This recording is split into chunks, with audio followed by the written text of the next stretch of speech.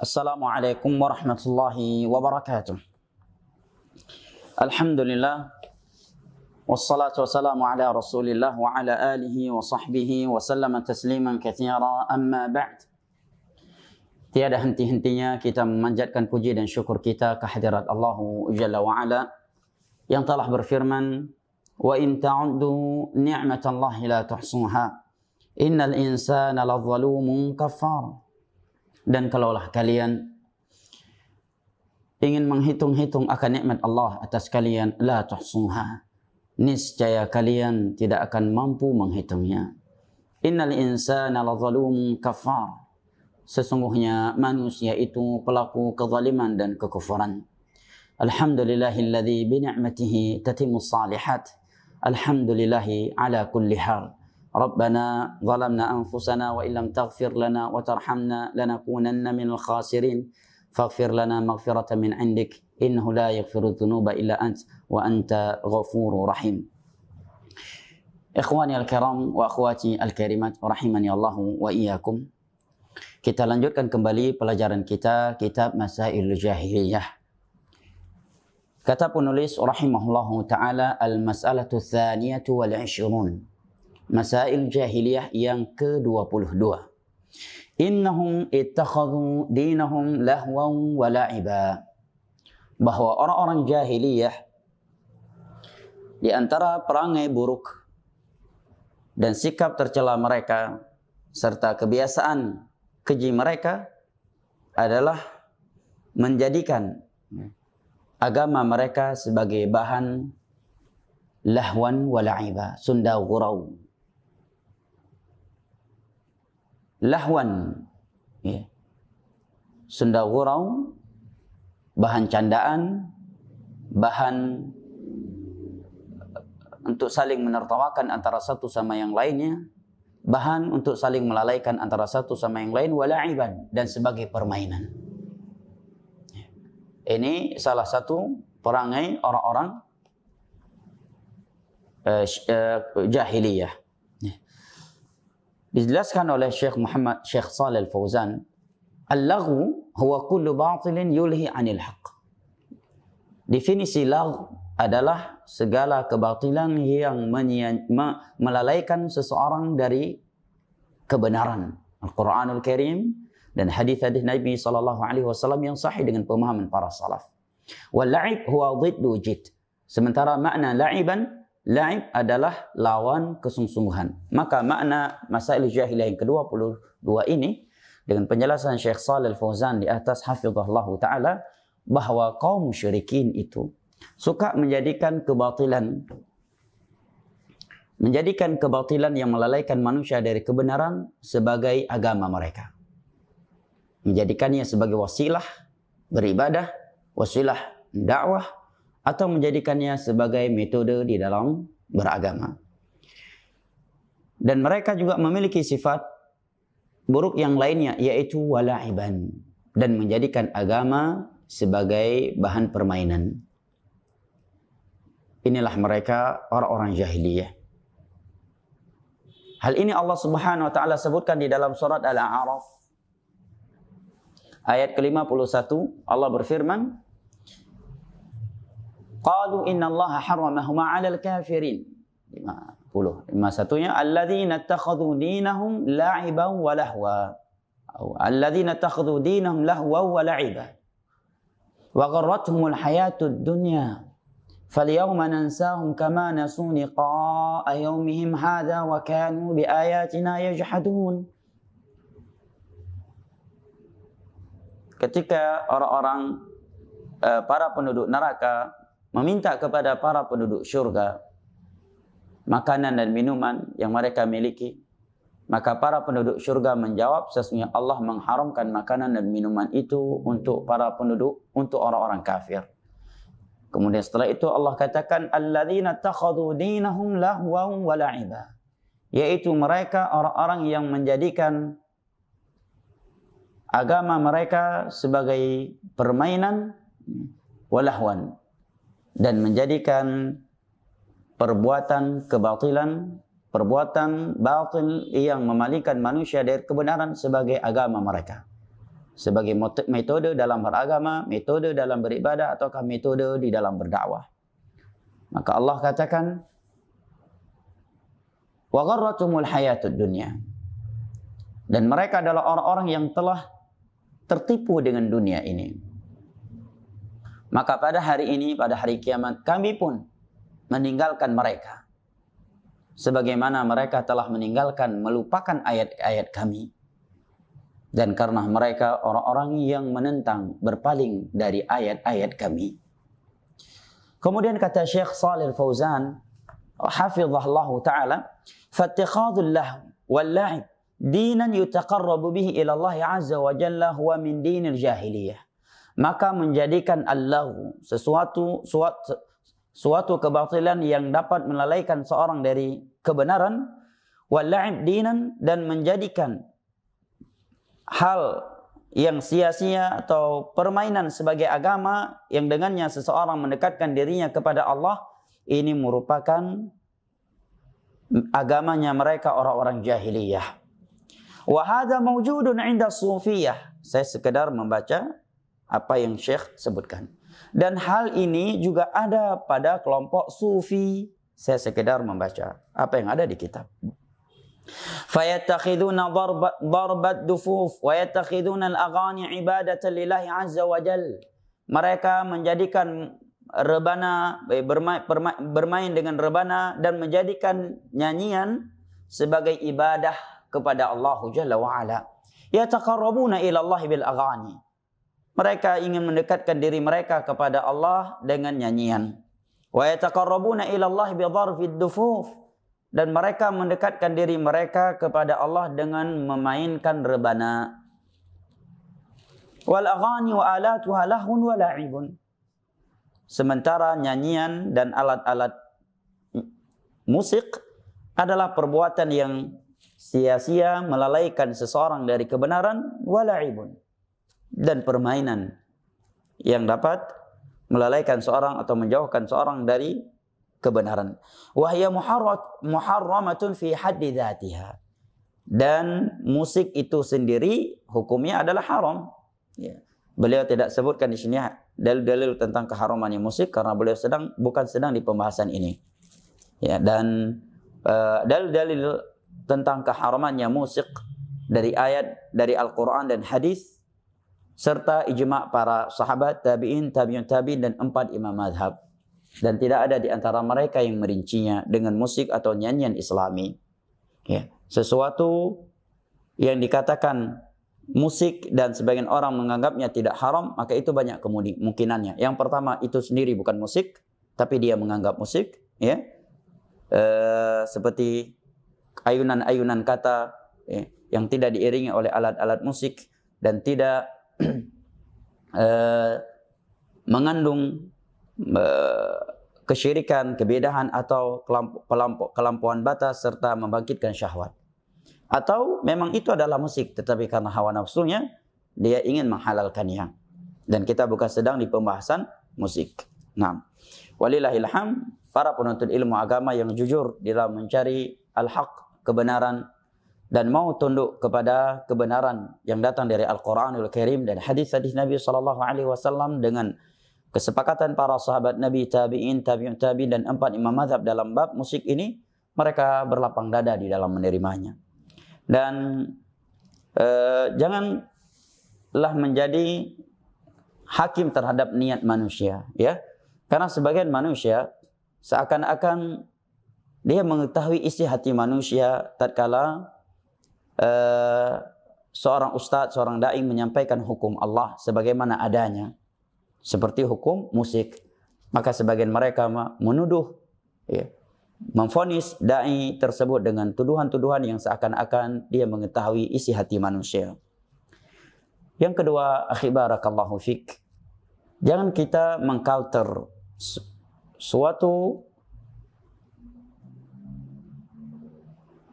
yang telah nyata kebenarannya dari Al-Quranul Karim dan hadis-hadis Nabi SAW dengan pemahaman para sahabat Nabi serta ijma' para tabi'in, tabi'un tabi'in, dan imam madhab dalam permasalahan ini serta yang lainnya dengan kata-kata jawaban-jawaban yang pada hakikatnya itu semuanya mempermainkan emosional manusia. Yang pada hakikatnya semua itu adalah nilai-nilai yang dibangun di atas perasaan atau demi menjaga perasaan manusia. Ini sikap yang tidak baik, dan ini bukanlah sikap yang terpuji dalam perkara agama.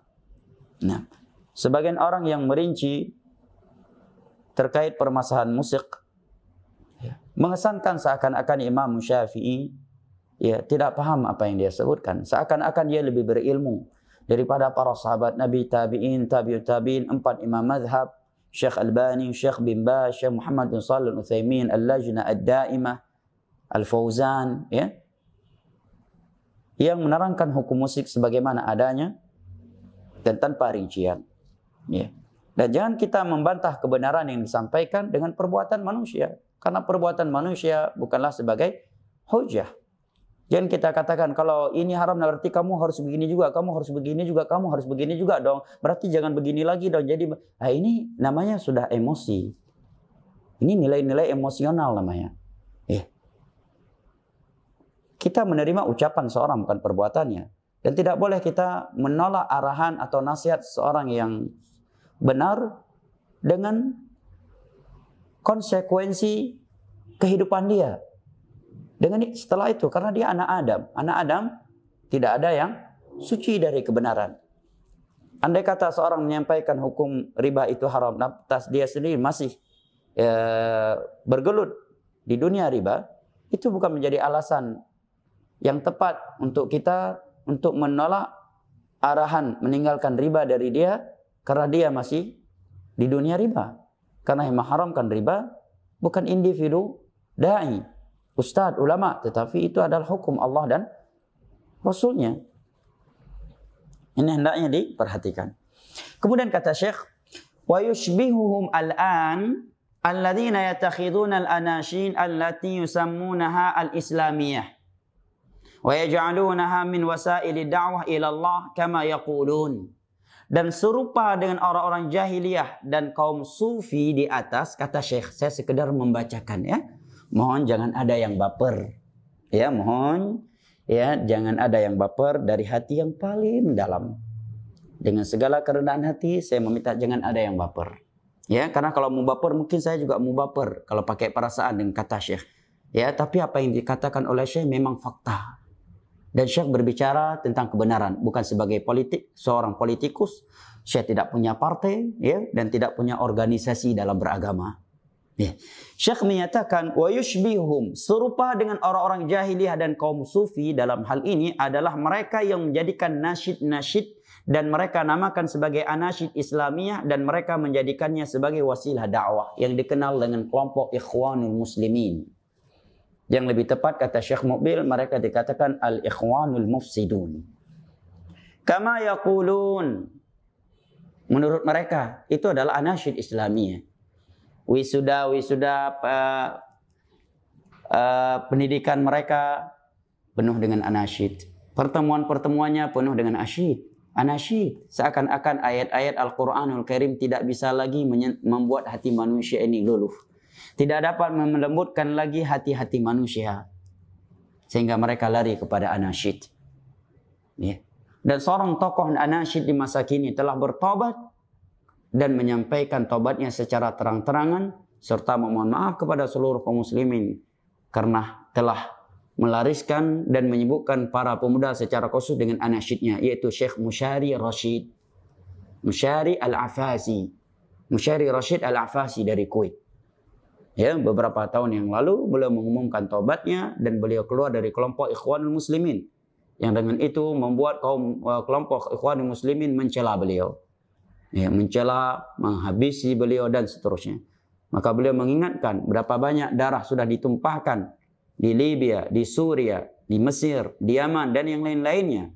Gara-gara upaya motivasi jihad yang tidak sesuai dengan agama melalui nasyid-nasyid ini, melalui pertemuan-pertemuan yang dibimbing oleh mursyid ini dan mursyid itu, yang pada hakikatnya itu adalah bentuk paham takfiri atau khawarij.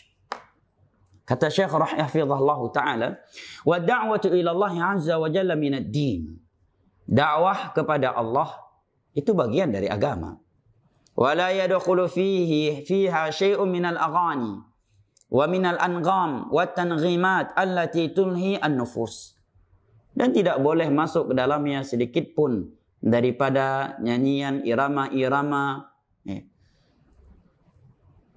yang dapat melalaikan manusia.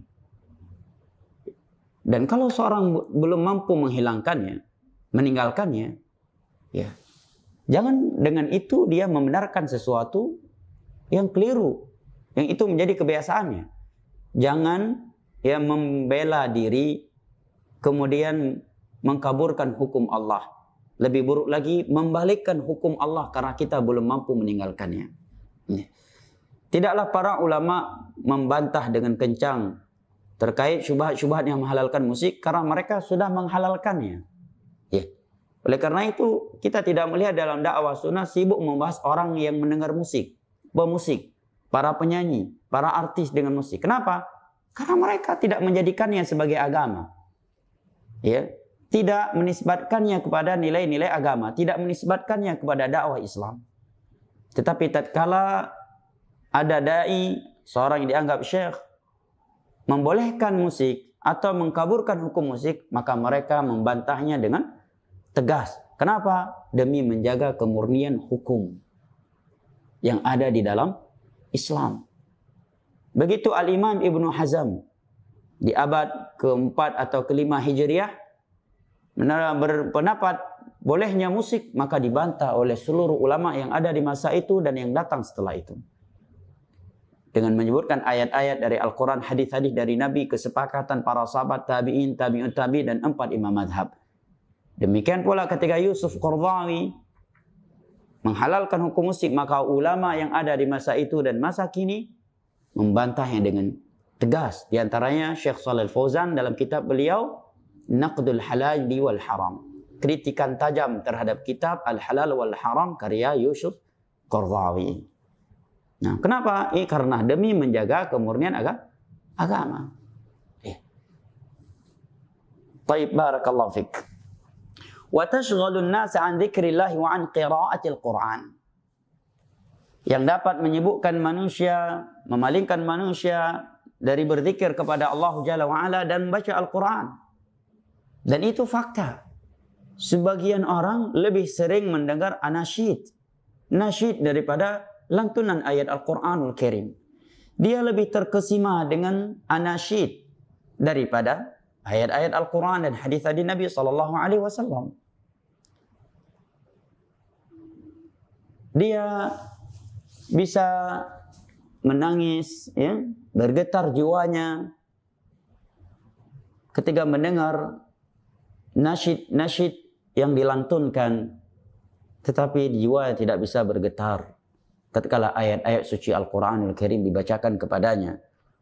Dan tatkala mau'izah yang datang dari hadis-hadis Nabi SAW serta ulama salaf disampaikan kepadanya. Nah, subhanallah. Ya. Kata Syekh, wahiyya min syi'aratil manahij al-hizbiyah. Berdakwah dengan nasyid atau menjadikan nasyid sebagai wasilah dakwah ini merupakan manhajnya hizbi, kaum hizbi, ya, manhajnya kaum hizbiyah, yaitu mereka yang sempit loyalitasnya, yang membangun loyalitas dan kebencian mereka di atas kelompok atau organisasi mereka. Sementara dakwah ahlus sunnati wal jamaah yang berada di atas Al-Quran dan As-Sunnah dengan pemahaman para as-salaf, al-wala wal bara, loyalitas dan kebencian itu hanya dibangun di atas radhina billahi rabba wa bil islami dina wa bi Muhammadin sallallahu alaihi wasallam nabiyyan wa rasulah. Bukan partai yang mengikat di antara kita, yang membangunkan, yang membuat kita saling berloyalitas di antara kita. Bukan karena beda partai kita saling membenci, tetapi tauhidlah yang mempertemukan kita. Sebagaimana syirik akan memutuskan hubungan di antara kita. Siapa yang bertauhid kepada Allah, ya, Siapa yang mengikuti sunnah Rasulullah sallallahu alaihi wasallam, dia berada di atas undang-undang dasar radina billahi rabba wa bil islami dina wa bi Muhammadin sallallahu alaihi wasallam nabiyyan wa rasula, menjalankan konsekuensinya, maka dia adalah saudara kita. Walaupun kita tidak ada kaitan nasab sama dia, tidak ada kaitan partai, tidak ada kaitan kelompok, beda tempat pendidikan dengan kita, atau bahkan mungkin suku dia berperang dengan suku kita, selama dia muslim, berada di atas undang-undang dasar radina billahi rabba wa bil islami dina wa bi Muhammadin sallallahu alaihi wasallam nabiyyan wa rasula, dia adalah saudara kita. Bukan partai yang mempertemukan kita, bukan kelompok, bukan organisasi tertentu. Kata Syekh, menjadikan anasyid sebagai wasilah dakwah ini merupakan manhajnya mereka hizbiyun, walaysa min wasailid dakwah. Dan nasyid bukanlah sebagai wasilah dakwah yang benar. Lianna dakwah tauqifiyah, karena dakwah itu mesti dibangun di atas bimbingan dalil. Wan Nabi sallallahu alaihi wasallam kana yad'un nasa bil kitab was sunnah. Nabi sallallahu alaihi wasallam dahulu berdakwah, menyuruh manusia dengan Al-Qur'an dan as-sunnah, dengan hadis-hadis beliau, wal wa'ad wal irsyad, memberikan wejangan, memberikan bimbingan, wal mujadah dalah billati hi ahsan, dan diskusi yang baik. Walam yattakhid al anasyid al jamaiyah wasilatan li dakwah, dan beliau tidak pernah menjadikan nasyid ya, yang disampaikan secara berjamaah sebagai wasilah dakwah. Ya, bahkan tidak pernah kita melihat para ulama dari zaman dahulu salafan wa khalafan yang berada di atas Al-Quran dan As-Sunnah ala fahmi salafil ummah yang menjadikan nasyid sebagai wasilah dakwah mereka. Ya, berdakwah, berceramah melalui nasyid. Yang ada dari mereka ketika berdakwah, ketika berceramah, ketika menulis adalah ayat, hadis, ucapan para salaf, ucapan para ulama, petuah para salaf, syair-syair yang bermanfaat. Ya. Nah, kemudian kata Syekh, wa insyadu syair al-jayyid an-nazih liradni 'ala al-musyrikin wa ad-difa'i 'anil Islam ka sya'ri Hassan radhiyallahu an aw li tanshiti 'ala al-'amal was-sayr fi as-safar, laysa dhalika shabihan bil anasyid al-jama'iyyah al-musta'malatul an. Adapun mengeluarkan nasyid dari mulut, syair-syair, pantun-pantun Arab, pantun-pantun yang bermakna bagus, yang punya yang memiliki arti yang bagus, an-nazi, yang bersih dari makna kesyirikan, kebidahan, ya, atau membangkit syahwat, dengan tujuan membantah kaum musyrikin dan membela Islam, seperti syair sahabat Hasan radhiyallahu an, atau untuk memotivasi para pekerja, kawan-kawan dalam bekerja, wasair fi safar, serta dalam perjalanan. Ini tidak sama dengan nasyid yang dilakukan secara berjamaah di masa ini. Ya. Kalau kita lihat anasyid yang ada di kebanyakan televisi, di medsos zaman sekarang, persis dengan musik, persis dengan nyanyian. Ya. Bahkan sebagian mereka ahli nasyid dipanggil ustadz. Kenapa? Karena mereka menjadikannya sebagai wasilah dakwah dan menisbatkannya kepada Islam. Beda dengan syair, dia berdiri seorang diri, melemparkan kata-kata, mengeluarkan kata-kata bijak, kata-kata hikmah yang tersusun ya dengan bait-bait syair tanpa ada alat musik, ya, tanpa alat musik. Kemudian kata-katanya terjaga untuk membangkit gairah seorang membela Islam, ya. Kemudian tidak menjadikannya sebagai kebiasaan yang lebih sering daripada Al-Quran dan hadis-hadis Nabi sallallahu alaihi wasallam. Ya, beda dengan anasyid, ya. Anasyid terkadang kata-katanya ya mengandung kesyirikan, mengandung kebid'ahan, mengandung pembangkitan syahwat, atau ya memang kata-katanya bijak, tetapi ada irama-irama, ya, adalah kemudian dijadikan sebagai wasilah dakwah yang lebih sering dipakai daripada ayat-ayat Al-Quran dan hadis-hadis Nabi sallallahu alaihi wasallam, sebagaimana penjelasan Syekh di atas. Itu merupakan ciri dakwah hizbiyah. Fala tuqasu alaih, maka syair tidak dikiaskan kepada anasyid. Ya. Lima bainahuma minal fariq al-wadih, karena ada perbedaan yang cukup jelas antara syair dan nasyid. Taib. Berikutnya Masailul Jahiliyah yang ke-23. Kata Syekh rahimahullahu taala, innal hayatad dunya gharrathum fadhannu anna ata Allah minha yadullu ala ridha kaqaulihim nahnu aktsaru amwalan wa auladan wa ma nahnu bimu'adzabin. Surat Saba ayat 35.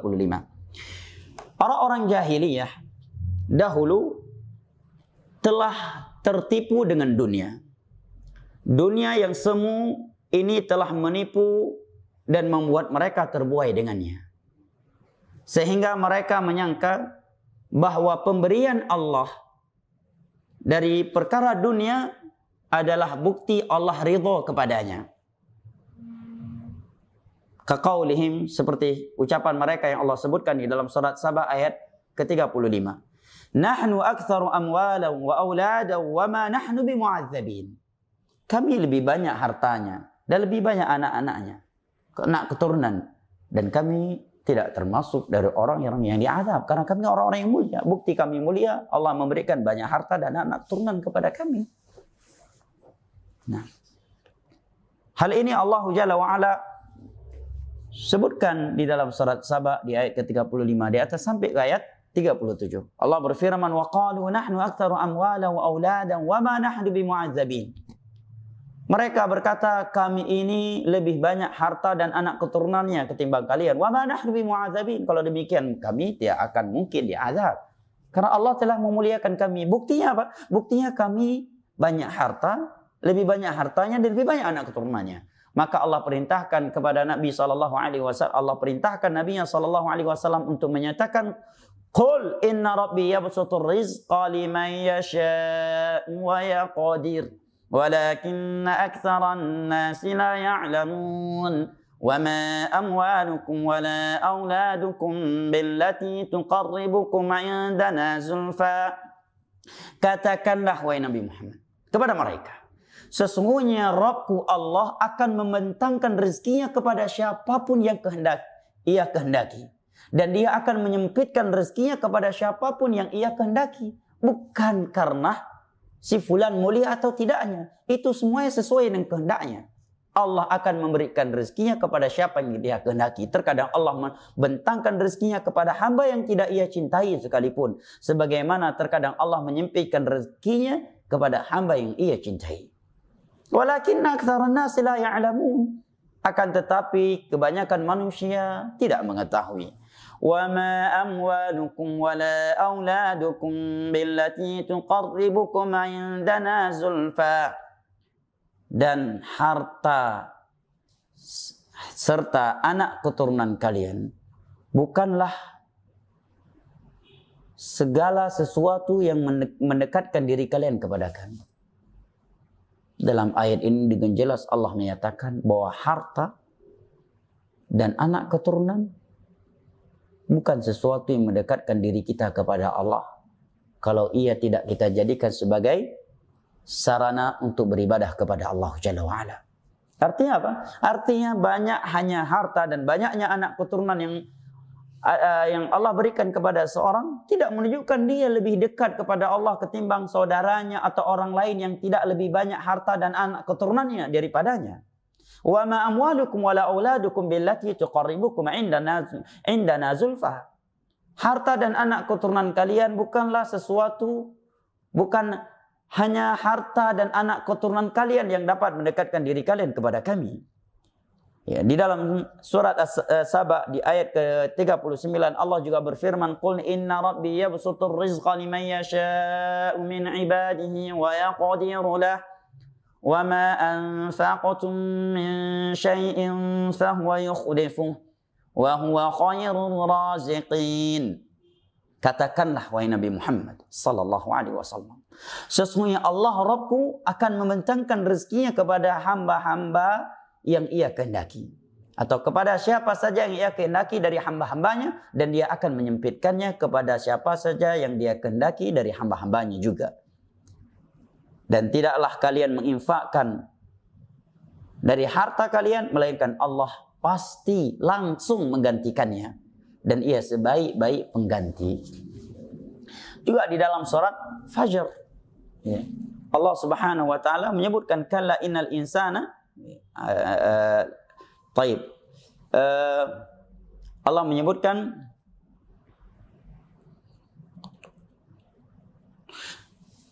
wa idza faqadara alaihi rizqahu fayaqulu rabbi ahanan. Allah Subhanahu wa taala menyebutkan di dalam surat Fajr ada dua sikap manusia ketika diberikan atau disempitkan hartanya oleh Allah Jalla wa Ala.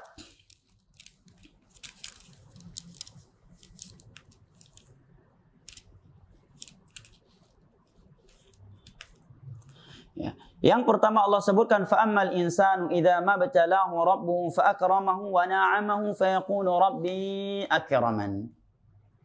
Sebagian manusia ketika Allah Jalla wa Ala mengujinya, ya, maka Allah berikan dia nikmat dunia ini, maka dia berkata sesungguhnya Allah Rabbku telah memuliakanku. Padahal di awal ayat saja Allah telah menyatakan idza mabtalah, jika dia diuji, menunjukkan harta yang Allah berikan atau perkara dunia yang Allah berikan itu sebagai bentuk ujian.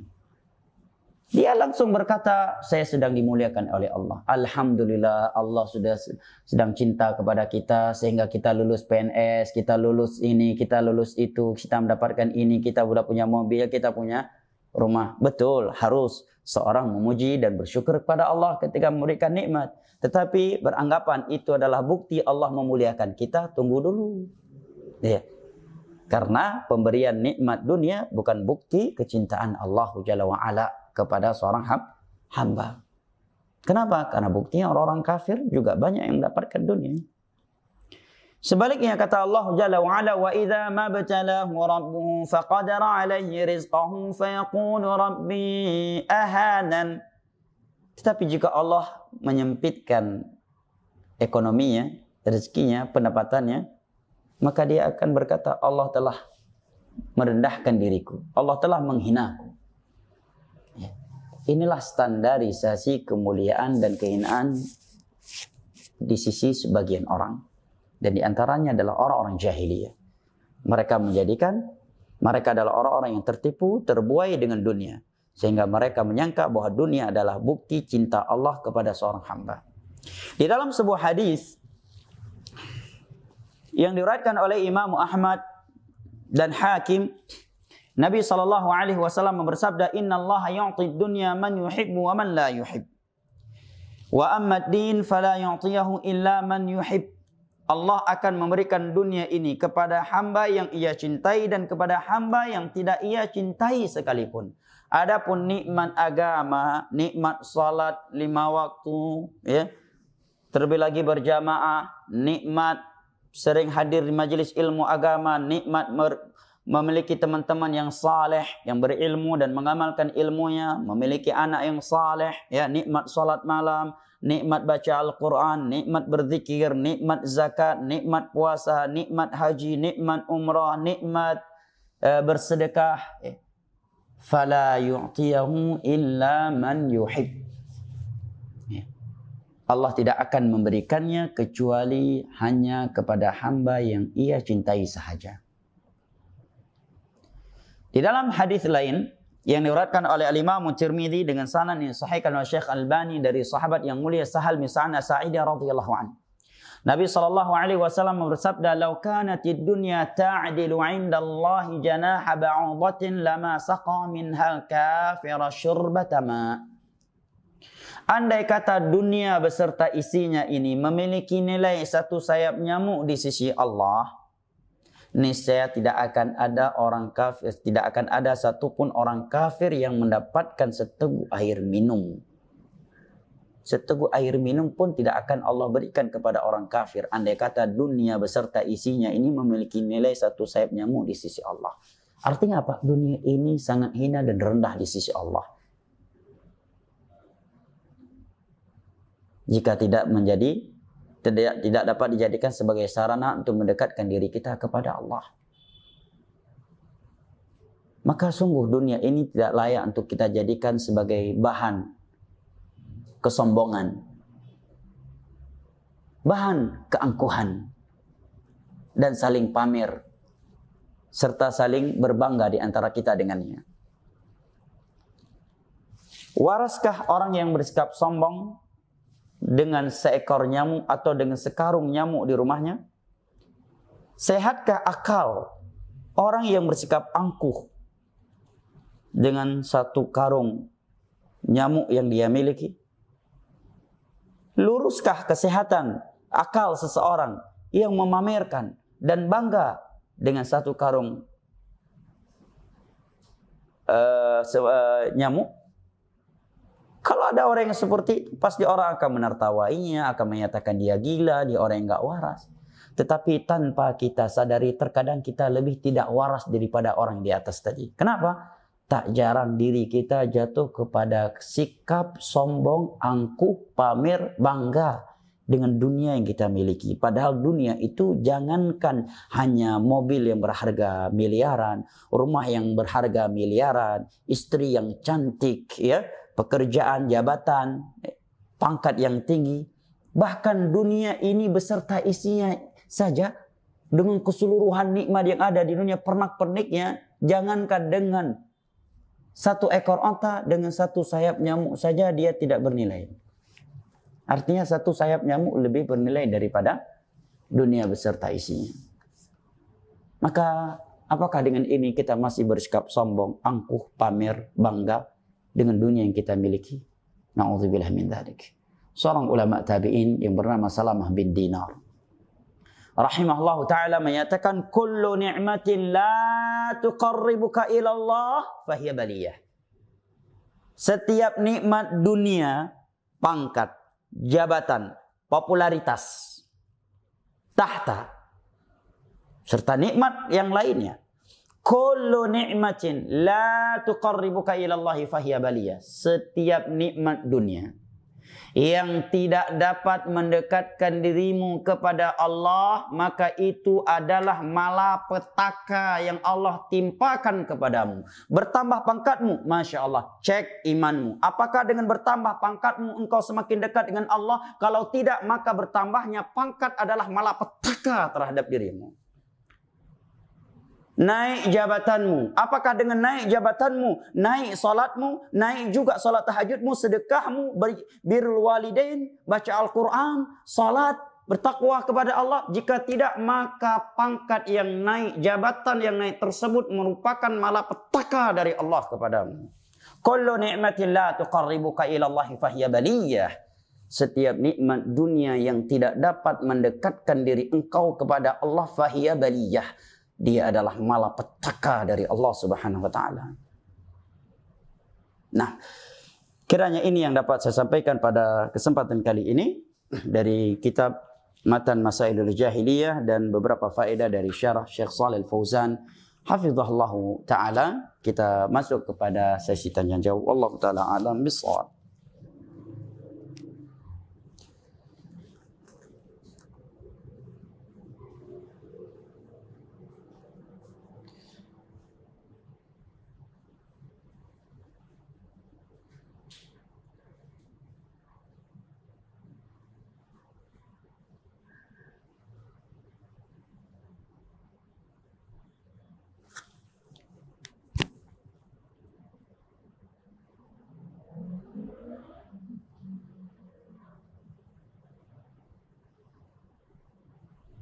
Assalamualaikum warahmatullahi wabarakatuh. Waalaikumsalam warahmatullahi wabarakatuh.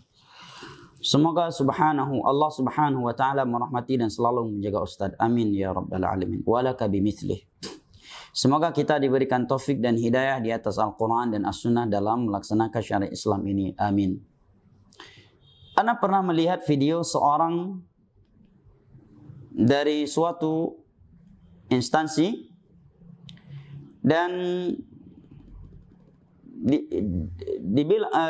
dia bilang menguasai ilmu laduni yang dapat menjaga dirinya dari kejahatan dengan bela diri. Syaratnya itu untuk menguasai ilmu tersebut dengan menjalankan syariat dengan baik dan benar, seperti menjalankan salat 5 waktu, tidak boleh ditinggalkan, meninggalkan musik dan yang lain-lainnya.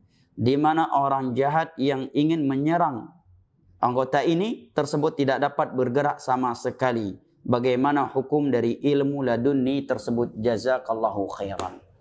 Nabi SAW manusia yang paling mulia. Beliau adalah Nabi, Rasul, langsung ilmunya laduni dari Allah. Dapat wahyu dari Allah. Wahyu Al-Quran dari Allah, Allah turunkan melalui Jibril alaihissalam.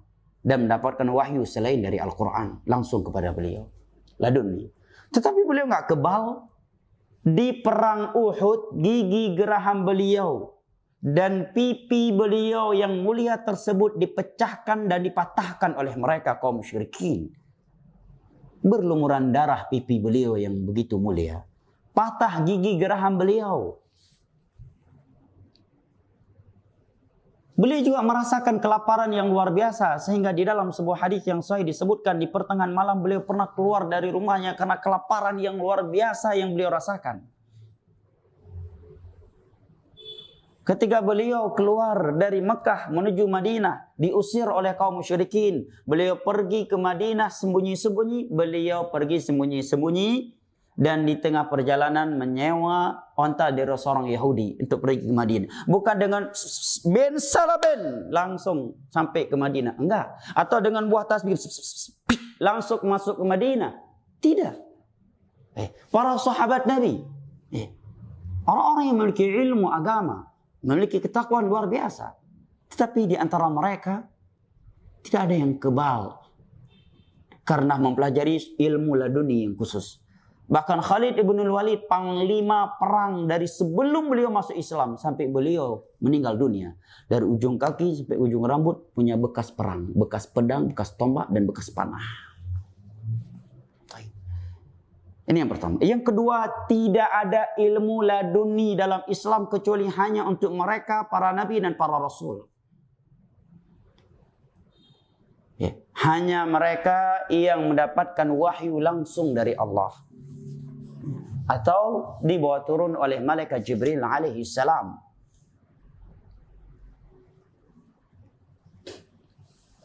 Dan itu Allah sebutkan di dalam beberapa ayat Al-Quran. Allah tidak akan berbicara dengan seorang pun kecuali dengan hijab, kecuali dengan wahyu yang diwahyukan kepadanya. Andai kata ada yang mendapatkan ilmu laduni dari umat ini, maka Umarlah orangnya, kata Nabi. Lau kana fi hadhil ummah mulhamun lakana Umar. Andai kata ada dari umatku yang diberikan ilmu laduni, maka sungguh Umarlah orangnya. Rupanya tidak juga. Andai kata ada, kata Nabi. Artinya tidak ada selain para nabi dan para rasul. Yang ketiga, jangan terkecoh dengan syaratnya. Jangan terkecoh dengan syaratnya. Kenapa? Karena terkadang ibadah-ibadah yang itu dianjurkan oleh agama, kemudian dianjurkan oleh orang yang mengajarkan ilmu laduni, tujuannya untuk mengkelabui manusia saja. Karena apalah arti salat 5 waktu kalau akidah sudah rusak? Apa arti haji, umrah apabila seorang memiliki akidah yang membatalkan Islamnya?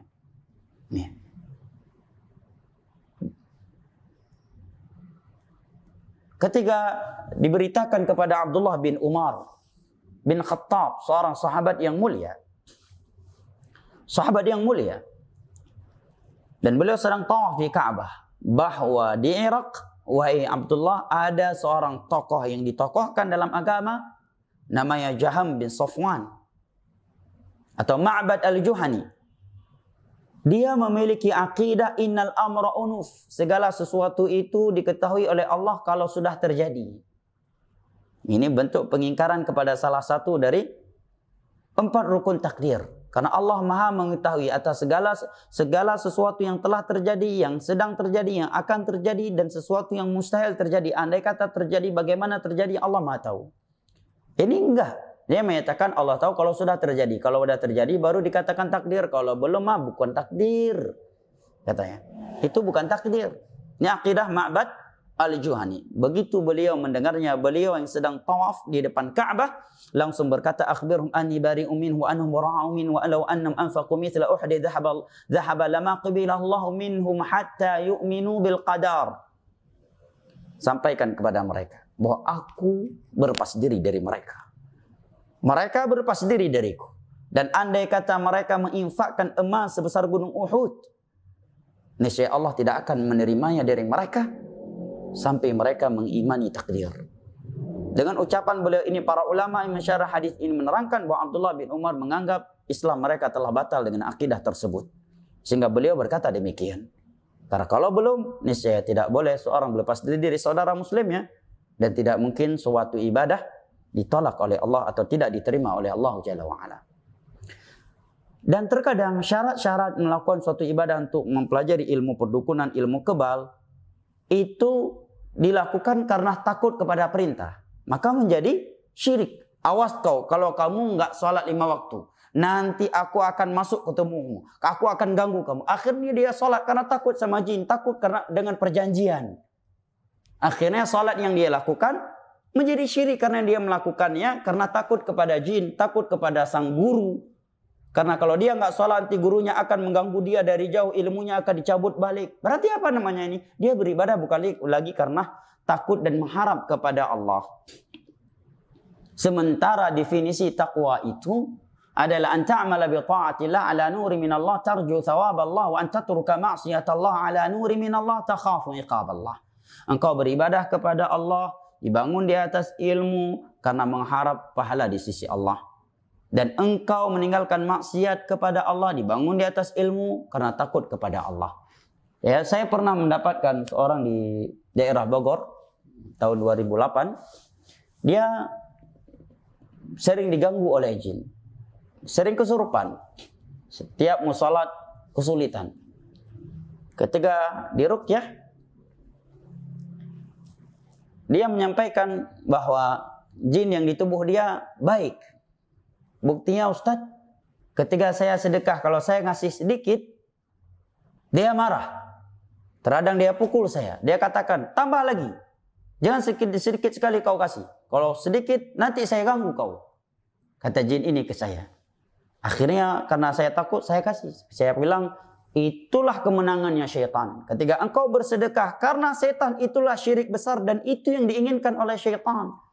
Jangan dikira syaitan itu mengganggu seseorang dengan kesurupan semata-mata hanya mengganggu kesehatannya, hanya untuk bersundagor. Tidak. Tujuan utama dari syaitan agar dia jatuh kepada syirik, melakukan suatu ibadah karena takut kepada setan, atau meninggalkan suatu ibadah karena takut setan. Itu yang diinginkan oleh syaitan. Ilmu laduni, disuruh melakukan sholat ini, ibadah ini. Awas kalau enggak jaga. Sekali kamu nggak sholat, langsung saya ganggu. Akhirnya dia pun disiplin melakukannya karena takut setan. Itulah yang diinginkan oleh syaitan. Karena dengan itu dia telah melakukan syirik. Beribadah untuk makhluk. Qul inna salati wa nusuki wa mahyaya wa mamati lillahi rabbil alamin. La syarika lahu wa bidzalika umirtu wa ana awwalul muslimin. Inna a'tainaka al-kautsar fasalli li rabbika wanhar.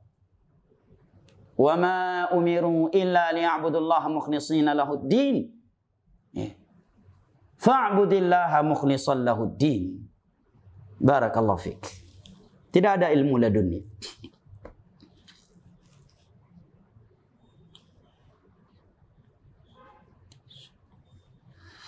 Beberapa pertanyaan yang masih tersisa, saya mohon maaf.